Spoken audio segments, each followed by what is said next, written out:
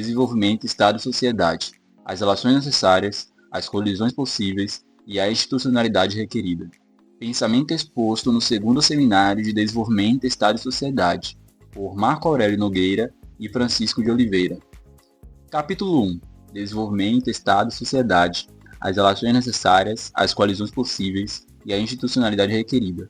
Marco Aurélio Nogueira. Vou tentar ir direto ao ponto e discutir exatamente o que o seminário anuncia: Estado, desenvolvimento, sociedade, relações, coalizões e institucionalidades. Eu faço isso não só por uma questão de ser disciplinado e responder a uma expectativa do convite, mas porque eu acho que a ementa do seminário, como o próprio título, são coisas perfeitas para discutir desenvolvimento. Porque todos nós sabemos, e eu não vou me estender nisso, que o desenvolvimento é um processo inevitavelmente complexo, onde quer que ele seja delineado e implementado, sobretudo nesse período mais recente da história da humanidade. Nós não estamos discutindo o desenvolvimento espontâneo, mas estamos tentando discutir um desenvolvimento induzido pela sociedade e pelo Estado, comandado pelo Estado. Então, se é essa a questão, não há mesmo como abordá-la sem incluir relações, coalizões e institucionalidades. E eu tentei, em nome disso, me colocar uma questão que eu espero que possa orientar a exposição. Se o desenvolvimento que estamos discutindo é o desenvolvimento induzido, e se ele depende de uma série de requisitos para poder ser implementado, e se desdobrar em fatos realmente efetivos, nós enfrentamos de cara um problema que eu considero de natureza dupla. O primeiro, sobretudo, pensado nas condições atuais, início do século XXI, me parece já suficientemente grandioso e desafiador. É o de ser uma ideia de desenvolvimento. De que desenvolvimento está falando? Acho que já chegamos a um ponto de discussão sobre desenvolvimento em que aprendemos a distinguir desenvolvimento de crescimento. Nós não estamos falando de crescimento, ainda que todo o processo de desenvolvimento tenha inevitavelmente uma dimensão fortemente concentrada no crescimento da economia. Nós estamos tentando então pensar desenvolvimento como um fato abrangente e complexo. E nós temos, justamente por isso, de partir de um denominador, de uma base, que é uma ideia de desenvolvimento. E me parece, logo de cara, que é uma coisa que não temos. Não temos hoje nas prateleiras da sociedade uma série consensual de desenvolvimento. Talvez nós não tenhamos isso, até porque o momento que estamos hoje é particularmente dramático, porque o desenvolvimento é desejado e ao mesmo tempo não é desejado. Há muita gente que trabalha com a ideia passiva de desenvolvimento porque valoriza ou enfatiza os altos custos que o desenvolvimento das últimas décadas implicou para a sociabilidade humana no mundo. Nós somos hoje herdeiros de uma fase de expansão do capitalismo, que levou a humanidade aos portais da barbárie. Então, por que desenvolvimento? Será que nós, ao fazermos desenvolvimento, poderiam perguntar a alguns, não estaríamos incentivando o prosseguimento dessa barbárie? Mesmo que falemos de barbárie entre aspas, algo que está se apropriando de maneira indevida da natureza?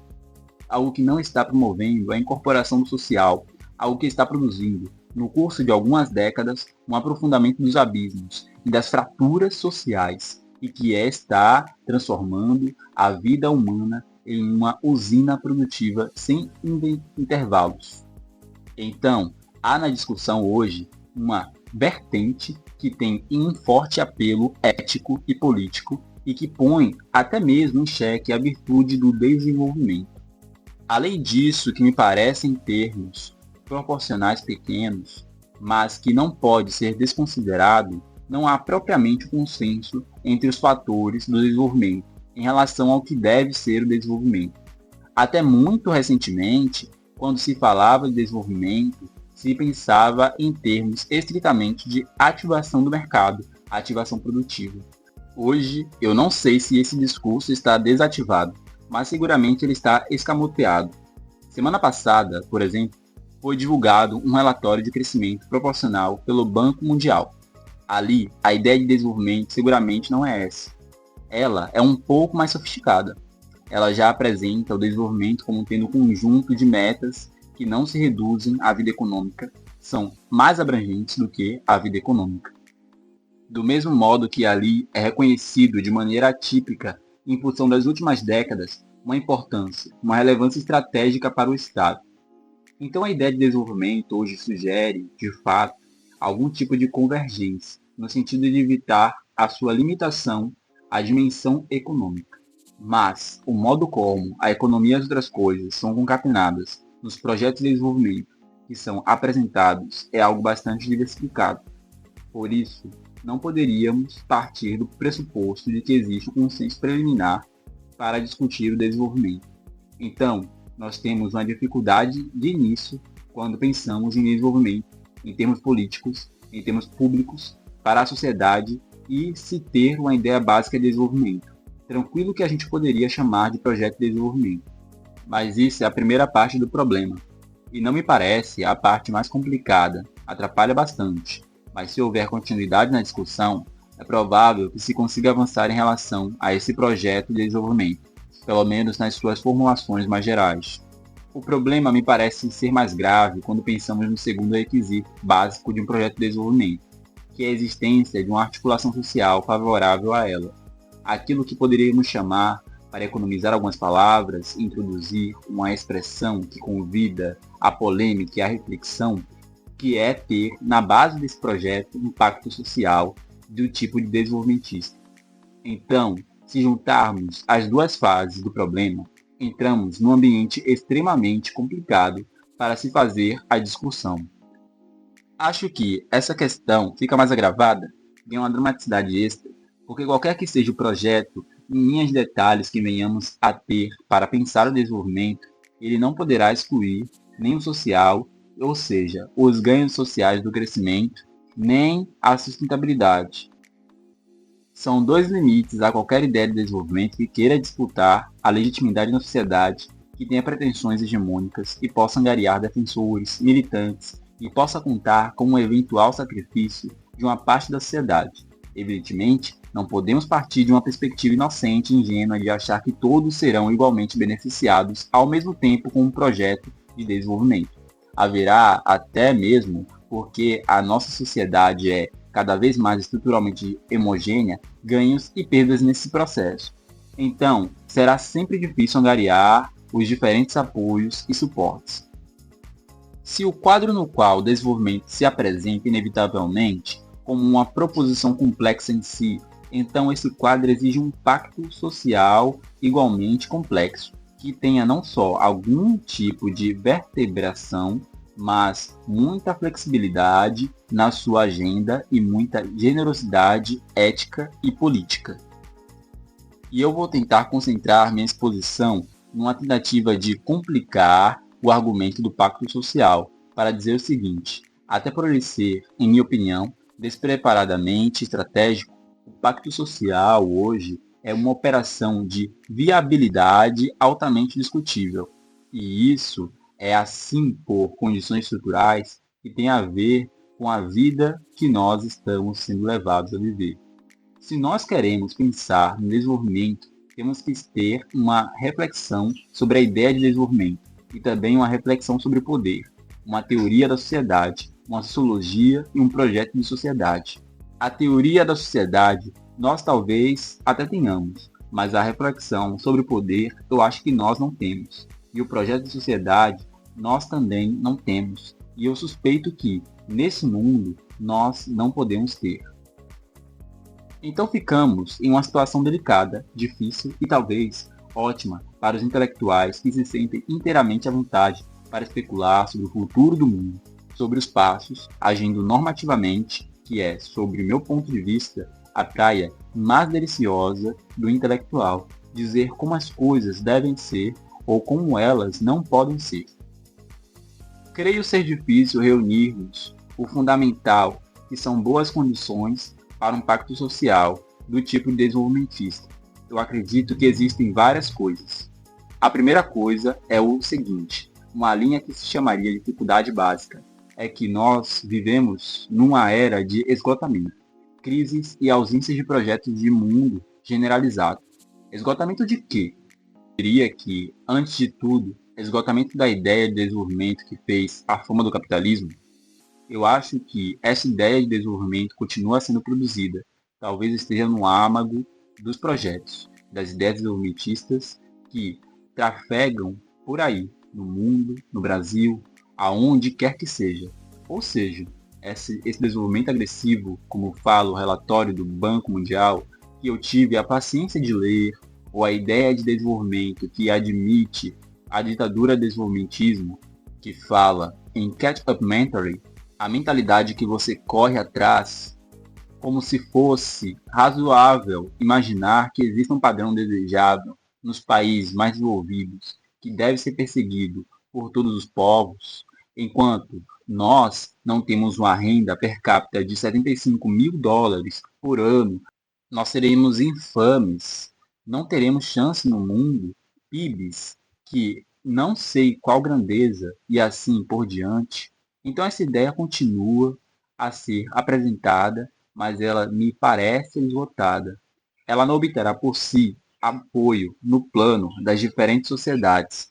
Eu acho que ela está esgotada, assim como está esgotada também a solução neoliberal para as crises da economia capitalista das últimas décadas. Essa solução que tentou ser uma intervenção para manter viva a ideia de desenvolvimento do capitalismo, também continua sendo produzida hoje, mas perdeu consensos importantes e está sendo obrigada a introduzir nela própria reformulações que, otimisticamente, em médio prazo, pode servir para colocar em xeque a proposta neoliberal. Pensando na linha do esgotamento, esgotou-se também a ideia desenvolvimentista que fez a glória dos países periféricos, nos anos 40, 50, 60, entre outros. Um desenvolvimento unilateralmente induzido pelo Estado, forte, substitutivo de importações nacionalistas, etc. Esse é um plano de esgotamento, na minha visão, que não é a visão de um especialista do desenvolvimento. Não vamos conseguir extrair muita coisa da repetição, mais ou menos mecânica, dessas ideias de desenvolvimento.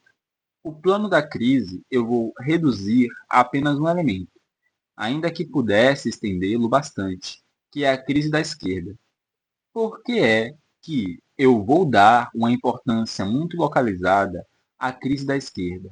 Porque a esquerda foi nos últimos, vamos chutar, 150 anos, o motor da unidade política da sociedade. Foi a esquerda que promoveu as agregações virtuosas na sociedade. Não foram os liberais, que não têm capacidade ética e doutrinária para fazer isso. Não foi, evidentemente, a direita, ainda que a direita tenha organizado a sociedade, ajudado a organizar pela natureza organizacionista da direita, foi a esquerda que conseguiu dar algum tipo de tradução política para a insatisfação social, para a organização do protesto ou do conflito. E se esse personagem entra em crise, praticamente ele despoja a sociedade dessa capacidade de produzir politicamente a insatisfação. E com isso, as sociedades ficam sem o poder de produzir sínteses, ela fica flutuando entre as suas contradições, sem que isso gere novas soluções, uma nova forma de Estado, de comunidade política. Então, a crise da esquerda me parece hoje evidente, para dizer o mínimo, e não é evidente apenas no Brasil, é um fenômeno mundial. Ela complica bastante a montagem de qualquer arranjo social, de qualquer coalizão que tenha no horizonte um desenvolvimentismo, ao meu modo de ver, de um novo tipo, muito mais flexível e generoso do que qualquer outro do passado. Eu acho que o tipo de sociedade no qual vivemos é uma sociedade que não se caracteriza pela passividade. É uma sociedade que verbaliza a insatisfação com bastante frequência. Tanto verbaliza no sentido literal, como também no metafórico. A insatisfação está evidente na vida de hoje. Ela apenas não é politicamente organizada, porque essa sociedade é despojada desse personagem capaz de fazer as devidas sínteses. Não é, evidentemente, despojada em absoluto, mas em um nível suficiente para atrapalhar bastante o processo político e social. Poderíamos ficar discutindo um bom tempo sobre esse ponto, mas eu vou deixá-lo registrado com um sinal de gravidade.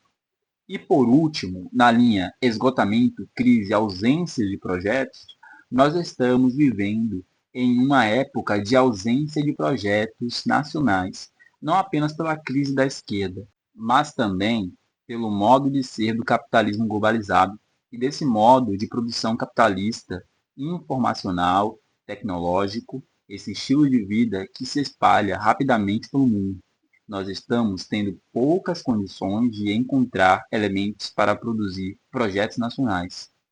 Primeiro porque unidade nacional hoje me parece, em uma visão otimista, mais uma meta do que um dado de realidade.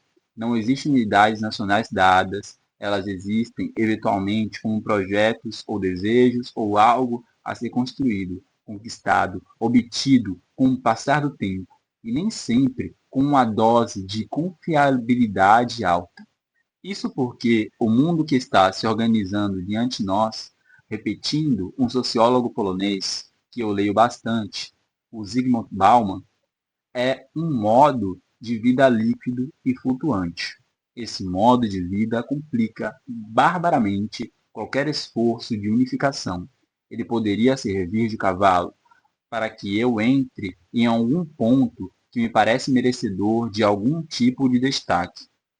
Nós somos brasileiros e estamos sendo levados, obrigados, de boa ou má vontade, tanto faz, a entrar no mundo da vida líquida.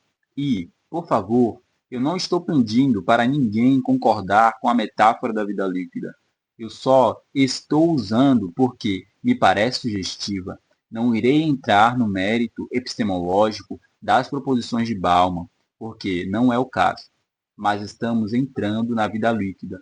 Estamos ficando super modernos, estamos nos intoxicando de tecnologia, de velocidade, de rapidez. Estamos nos individualizando, porque isso é a vida líquida, a individualização. Estamos também nos democratizando em termos comportamentais, em termos sociais. Estamos questionando as autoridades, a ordem, a hierarquia, problematizando as instituições. E aí, nessa linha, nós podemos pensar em vantagens e desvantagens da vida líquida. O problema é que nós estamos entrando em uma vida líquida em condições periféricas, pagando o custo do legado colonial autoritário que nos é típico.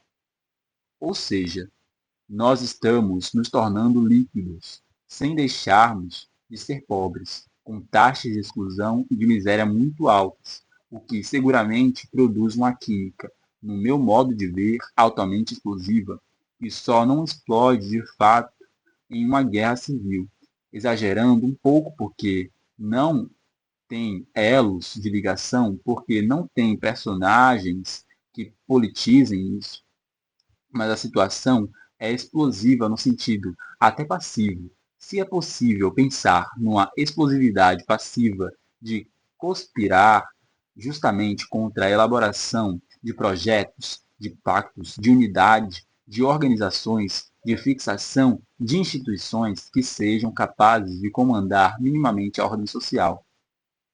Então eu acho que essa condição de supermodernidade periférica é a base do nosso dilema hoje em dia. E eu digo dilema até mesmo porque acho que vale a pena explorar as coisas positivas que existem na supermodernidade, essa liberação dos indivíduos, essa conversão dos indivíduos em polos ativos da sociedade, com alguma indiferença institucional, com algum desrespeito organizacional. É uma coisa que pode produzir vida comunitária de novo tipo, assim como a alta flexibilidade, nesse modo, a facilidade de manusear informações, de restabelecer e estabelecer comunicações, de interagir com os demais. Não há como negar que ela está promovendo nas células básicas da sociedade, na família, na escola, aonde quer que seja, é uma coisa que tem um norte emancipador. Então, daria para fazer um discurso sobre a supermodernidade, essa modernidade radicalizada, com um registro positivo. Agora, há um outro lado, que é o lado que ganha proeminência quando entra em contato com a miséria e que dá origem a uma série de coisas que causam ou espanto ou horror entre nós, como, por exemplo, a sofisticação do crime. O crime hoje, no Brasil, Só é sofisticado, no meu modo de entender, porque tem duas portas, a modernidade radical e a miséria. Isso somado dá igual ao PCC em São Paulo, utilizando um exemplo fácil. Evidentemente, isso pode ser discutido, mas para mim é um exemplo problemático. Então, esse é um problema que nós temos que incluir em uma agenda dedicada a discutir o desenvolvimento. Em condições de modernidade radicalizada na periferia, de esgotamento dos modelos, de crise da esquerda e de ausência de projetos de tipo nacional, ou o que seja, como é que nós podemos pensar em desenvolvimento num registro complexo e sofisticado, como é qualquer ideia sustentável de desenvolvimento? Eu acho que se nós mergulharmos na defesa de um projeto de desenvolvimento que não traga consigo uma solução, ou pelo menos um equacionamento para esses problemas de base, nós poderemos assistir a um longo ciclo desenvolvimentista no final do qual haverá apenas melhorias das condições da economia e do mercado e poucos ganhos sociais, poucos ganhos em termos de comunidade política, no sentido autêntico dessa expressão. Então, a questão que eu gostaria de enfatizar como desfecho é: como é que nós podemos pensar em desenvolvimento sustentável? Eu não tenho certeza sobre o que eu vou falar, até porque nunca foi objeto de pesquisa, mas eu arriscaria explorar duas coisas. Uma que não está entre essas duas, mas me parece básica, é caprichar na formulação de uma ideia de desenvolvimento. Isso me parece um dado básico. Mas a primeira das duas coisas que eu queria falar é a seguinte: temos que pensar em desenvolvimento sustentável, excluindo a centralidade unilateral do Estado, encontrando um modo de pensar coalizões que efetivamente liguem pedaços da sociedade, não pedaços do Estado, como são os partidos políticos. Os partidos hoje, concretamente na vida brasileira, eles expressam algumas partes do Estado, mas não expressam efetivamente pedaços da sociedade. Então, nós teríamos que pensar em coalizões que mantivessem evidentemente o espelho do Estado, uma ideia de Estado no centro, mas que não se delimitasse a isso, que trouxesse para o palco do projeto de desenvolvimento forças sociais que não estão necessariamente representadas no espelho de Estado ou no sistema político do país. Como fazer isso? Eu não tenho a mínima ideia. Eu não sei nem se essa ideia é razoável, mas se for razoável, como ela vai ser operacionalizada, eu não sei. Eu acho que nós teremos que esquentar um pouco nossas cabeças, ou pelo menos eu, porque eu não sei. Pode ser que outras pessoas saibam como é que nós fazemos isso, como é que trazemos para o palco da discussão pedaços da sociedade que parecem ter dificuldade para segregar, porque a sociedade cuja constituição nós estamos assistindo é uma sociedade de indivíduos, não uma sociedade de classes, ainda que as classes funcionem, continuem funcionando para várias coisas, mas os indivíduos estão soltos das classes, estão soltos dos grupos de referência, das organizações, ainda que estejam ligados a elas. É meio paradoxal, mas nós vivemos em uma sociedade hiperpressionada e muito conectada. Está todo mundo ligado, todo mundo encaixado, mas onde estão as taxas de lealdade? Onde estão as obediências e as faltas institucionais? Obediência é uma palavra desconfortável. Podemos substituir por outra mais simpática. Mas como nós vamos produzir algum tipo de ingresso organizado dos pedaços de uma sociedade, que está se convertendo em uma sociedade de pedaços que são indivíduos, que formam muitas vezes grupos fugazes, com os quais eles mais compartilham desejos do que pautas de ação? Então, é um exercício complicado esse de falar. Nós precisamos de um desenvolvimento que seja estatal, que tenha uma dose expressiva de condução do Estado, dos seus aparelhos, dos seus aparatos de intervenção, mas que não se reduza a isso e que produza e que traga consigo coalizões que sejam supraestatais. Acho que podemos dizer isso sem criar uma figura meio confusa. Temos que trazer esse pedaço da sociedade e encontrar um jeito que pode ser através de uma interação pelos circuitos midiáticos, pelo circuito educacional. Ou seja, as instituições com as quais nós podemos pensar em desenvolvimento terão de ser mais amplas do que as instituições públicas. Ou, para chutar um pouco o pau da barraca, podemos melhorar muito o sistema público brasileiro. Poderemos reformar o sistema eleitoral, mas eu não acho que isso vai resolver nada do nosso problema. Eu acho que resolvemos mais quando melhoramos o sistema educacional. A instituição mestra hoje do desenvolvimento é o sistema educacional, a comunidade acadêmica científica. Essa área, que não é o sistema político, pode interagir com o sistema político, pode participar dessa coalizão maior do que a coalizão promovida pelos aparelhos do Estado, e pode seguramente dar uma institucionalidade forte para o desenvolvimento. Mas essa é uma institucionalidade que terá que ser não apenas criada, mas educada para vivenciar isso. Porque, por exemplo, a institucionalidade, não que diz respeito à educação, ela está dada, ela está criada, mas não está educada para o desenvolvimento. No meu modo de entender, e evidentemente, considerando as eventuais exceções. Existe a institucionalidade, mas ela não está preparada para isso. Acho que ela não está preparada para isso por várias coisas. Desgraças que vêm do passado, desgraças que podem ser atribuídas aos governos ao longo do tempo, incluem-se os de plantão também, que devem ser atribuídas também ao Estado e à organização das escolas. Porque ali também há um mundo de dissonâncias. É aquele mundo que eu chamo, meio provocativamente, eu tenho a pretensão de converter isso em um conceito de sofrimento organizacional. Ali, nos ambientes organizados, há muito sofrimento. Tudo é muito difícil, tudo tem um preço, um custo muito alto e um rendimento muito baixo, insuficiente, portanto, para produzir realidades. Magnetizar as pessoas em torno de algumas coisas que tenham a ver, chamemos isso de bem comum. Hoje, o palco das organizações também está individualizado e todo esforço para superar isso é altamente custoso e demorado. Nós vivemos em um momento muito paradoxal no mundo e nós temos que, de algum modo, trazer isso para cá, mesmo que ele, que é o meu caso, não entre com uma dose de esclarecimento muito grande. E eu estou compartilhando, portanto, mais a minha ignorância do que a minha eventual sabedoria. Eu acho que esse mundo que está entrando e que está se convertendo no nosso estilo de vida é complicado. Ele tem vantagens e desvantagens, mas ele está roubando da sociedade as chances que ela tem de se agregar em torno de algumas ideias, como, por exemplo, a ideia do desenvolvimento. Essa situação também está tirando uma consequência lógica do que eu falei, a possibilidade que os governos têm de governar.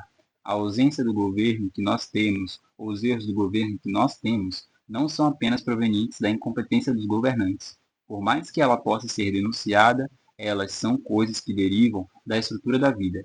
Tanto que, se nós ficarmos, hipoteticamente, trocando os governantes, eu não acredito que teremos ganhos substantivos em termos de políticas públicas. Elas serão mais ou menos as mesmas e terão mais ou menos os mesmos resultados, porque hoje o poder tem menos poder, o poder político tem menos poder. Ele é o tempo todo atropelado pelo poder da economia, pelo poder dos indivíduos, e isso complica barbaramente a organização da vida coletiva.